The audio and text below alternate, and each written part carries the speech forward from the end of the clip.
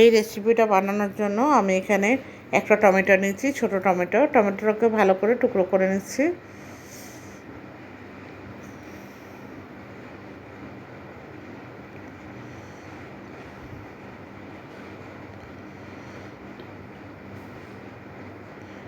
আর দিয়ে দিচ্ছি আমি এখানে দুটো পেঁয়াজগুলো একটু ছোটো ছোটো বলে আমি দুটো নিয়েছি, নিয়ে একটু বড় বড় করে কেটে মিক্সার বাউলের মধ্যে দিয়ে দিচ্ছি।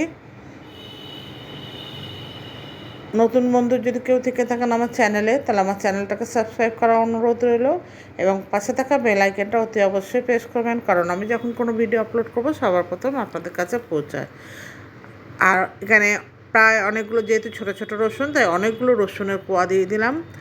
আর দিয়ে দিচ্ছি বেশ কয়েকটা কাঁচা লঙ্কা, আর দিয়ে দিচ্ছি 2 ইঞ্চির মতো আদা। যারা আমার চ্যানেলটাকে অলরেডি সাবস্ক্রাইব করে রেখেছেন তাদের কাছে আমি অসংখ্য ধন্যবাদ জানাচ্ছি এবং অনেক তাদের কাছে আমি কৃতজ্ঞ।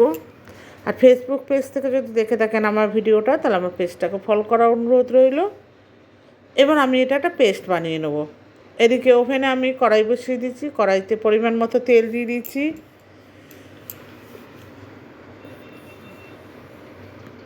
দিয়ে এবার এখানে আমি গোটা জিরে আর দুটো তেজপাতা, আমি খুব সামান্য উপকরণে এই রেসিপিটা বানাচ্ছি।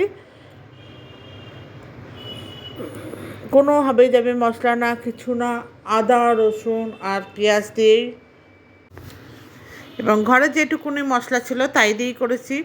কোনো দই না, কোনো ঘি ফি কিচ্ছু না। এবার আমি যে আদা রসুন টমেটো কাঁচা পেঁয়াজ যেগুলো পেস্ট করে রেখেছিলাম সেগুলো এখানে দিয়ে দিলাম। দিয়ে এবার মশলাটাকে আমি ভালো করে কষিয়ে নেব। আমি আবার বলছি বন্ধুরা, আপনারা প্লিজ কেউ স্কিপ করে দেখবেন না, আর আমার চ্যানেলটাকে সাবস্ক্রাইব করার অনুরোধ রইল।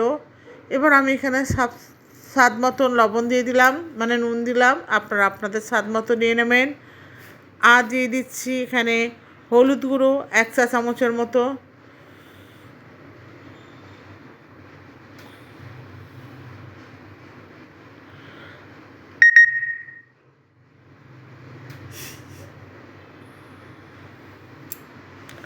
আর দিয়ে দিলাম জিরে গুঁড়ো 1/2 চামচের মতো। ধনে গুঁড়োও দিচ্ছি আমি 1/2 চা চামচের মতো। আর দিচ্ছি লাল লঙ্কার গুঁড়ো দিয়ে দেবো সামান্য, যেহেতু আমি কাঁচা লঙ্কা দিয়েছি তাই কালারের জন্য আমি লাল লঙ্কাটাও দিলাম। দিয়ে এবার আমি ভালো করে মশলাটাকে কষিয়ে নেব, যতক্ষণ না এর থেকে তেল রিলিজ হচ্ছে ততক্ষণ পর্যন্ত আমি এটাকে কষাতে থাকবো।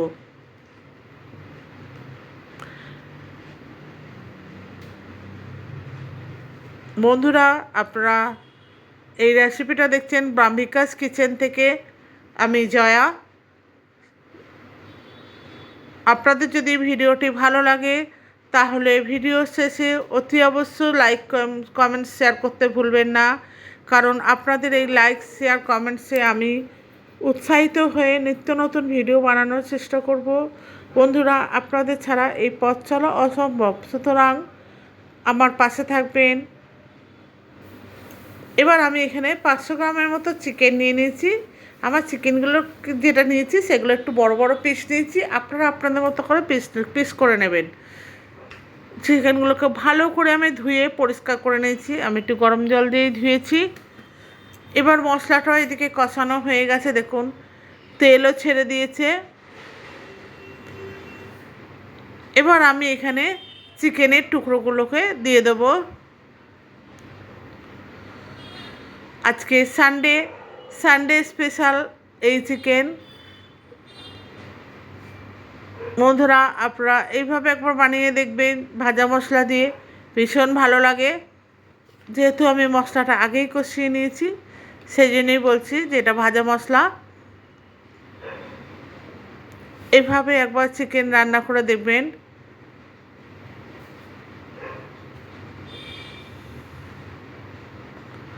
এবার আমি ভালো করে এটাকে নেড়ে ছেড়ে দেবো যাতে মশলাগুলো সমস্ত চিকেনের মধ্যে লেগে যায়।